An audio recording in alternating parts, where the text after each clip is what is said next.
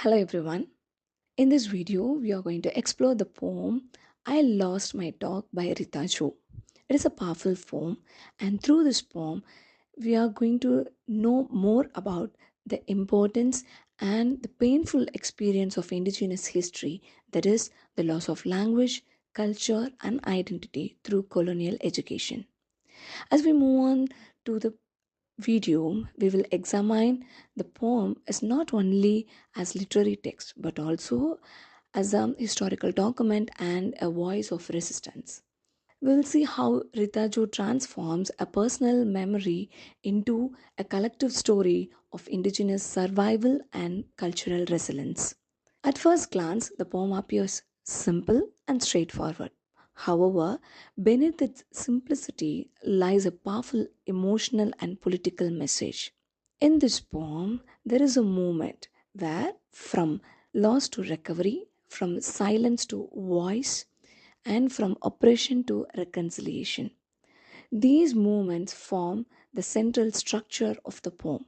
Although the poem is brief, every line carries historical significance and emotional depth.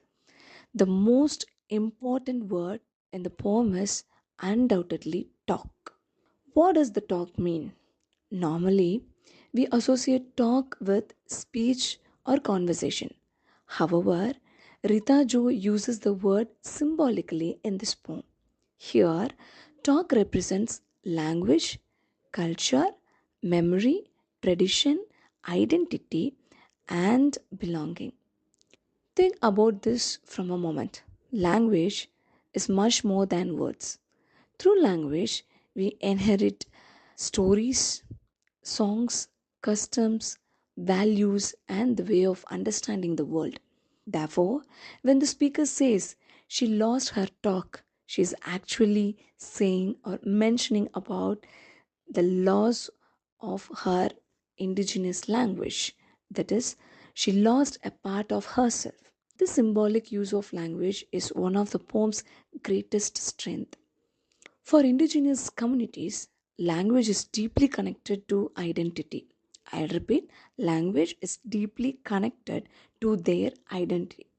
Traditional languages carry histories that have been passed on from generations. They preserve oral traditions, spiritual beliefs, community values, and collective memories. When a language disappears, an entire worldview is threatened. This is why the poem is not simply about one individual losing a language. It reflects the struggle of entire indigenous communities whose cultural identities were endangered through colonial intervention. Thus, language becomes both a personal and political issue. Now, let us turn to the historical context behind the poem. To understand Rita Jo's experience, we must understand the Canadian residential school system. Beginning in the 19th century, indigenous children were taken from their homes and placed in residential schools run by churches and supported by the government. The purpose was simple, it is assimilation. Officials believed that indigenous children should abandon their own cultures and adopt European cultural values. This is a kind of assimilation. As a result, many children were forbidden from speaking their native language and practicing their tradition. They have stopped referring to their indigenous culture and tradition. This policy sought not merely to educate indigenous children, but to transform their identities too. Perhaps the most heartbreaking aspect of the system was the forced separation of children from their families. Imagine being removed from your home at a young age and sent far away from everything familiar. Children lost the contact with parents, grandparents, siblings, community leaders, culture, tradition, and heritage. They were cut off from the very people who would normally teach them their language, tradition, and cultural practices. This separation created deep emotional wounds that continued long after the children left the school, the residential schools. The poem emerges directly from this experience of displacement and loss. Rita Joe specifically mentions Shubhi school in her poem. This detail is significant because it grounds the poem in historical reality. The residential school was real one and it is located in Nova Scotia. And Rita Jo attended this institution during her childhood. By naming the school in the poem, she transforms her poem into a testimony. The poem is no longer simply an expression of emotion, it becomes evidence of a lived experience shared by many Indigenous children. This historical specificity gives the poem its authenticity and power due to its testimonial tone.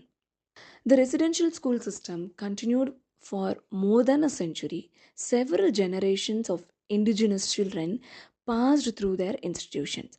This is not an isolated event or a temporary policy, it was a systematic effort to reshape indigenous identities across Canada.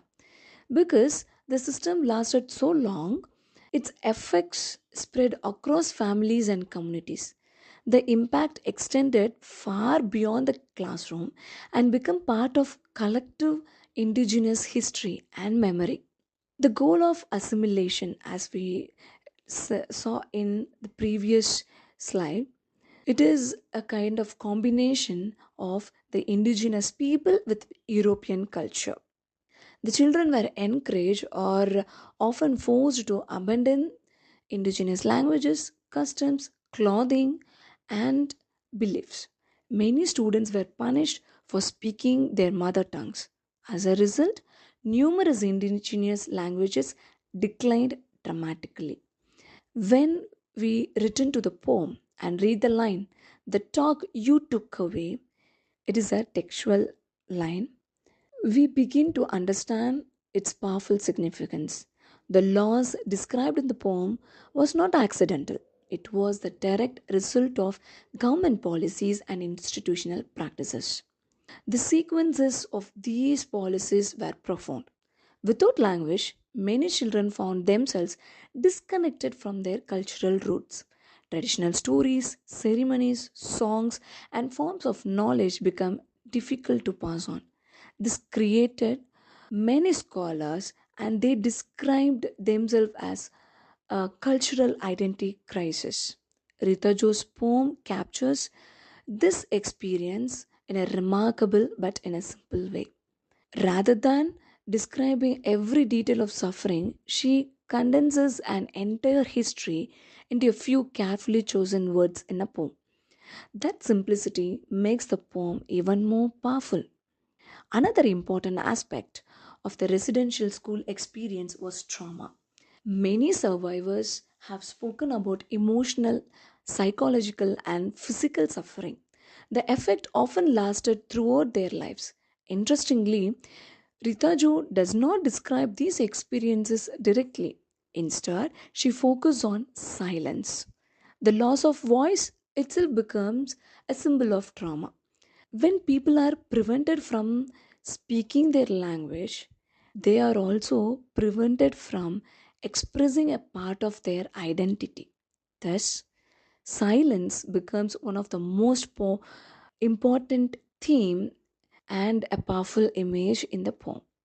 The effects of residential schools did not end when the schools are closed. The trauma or the memories or the painful experience often passed on from one generation to the next. Many survivors struggle to reconnect the traditions that had been disturbed during childhood. Consequently, families and communities continue to experience the effects of colonial policies. Phenomenon is known as intergenerational trauma, where a trauma is often passed from one generation to the next. The painful memory, the dark side, and the understanding this concept helps us appreciate why Rita Joe's poem remains relevant today. The poem speaks not only about the past but also about the continuing sequences or the consequences of the historical injustice. Despite these challenges, Indigenous communities have shown remarkable resilience. Across Canada, many communities have launched programs to preserve and revitalize Indigenous languages. Cultural traditions are being taught again, stories are being shared again, languages are being recovered. This process is reflected in the poem through the speaker's desire to find her talk. The phrase symbolizes cultural recovery, self respect, and empowerment. It is a declaration that indigenous voices will not disappear. As awareness of the residential school systems grew, efforts were made to acknowledge the harm that caused. The Indian Residential School Settlement Agreement represented an important step towards the justice. That is IRSSA, Indian Residential Schools Settlement Agreement. For many survivors, recognition of their experience was just as important as compensation. It signaled that their stories mattered and important and that their sufferings would no longer remain hidden. In 2008, the Canadian government issued a formal apology to residential school survivors. However, the reconciliation involves much more than apology. It requires listening, learning, understanding, and respecting indigenous voices. This is precisely what Rita Jo encourages through her poetry. Her work invites the readers to engage with indigenous experiences and histories rather than ignoring them. Now we reach the one of the most beautiful lines in the poem. So gently, I offer my hand. Notice that a dramatic shift in the tone of the poem. The poem moves from loss to hope, a loss to resilience. Instead of responding with anger, the speaker extends a hand of friendship and understanding. The image of the hand symbolizes reconciliation, dialogue, and mutual respect. This gesture demonstrates extraordinary strength and dignity. And the emotional climax of the poem could be seen in the line, "Let me find my talk." The speaker is asking for the right to reclaim her language, culture, and identity. At the same time, she is asserting her agency by refusing to remain silent. From a colonial perspective, this line represents resistance against cultural domination.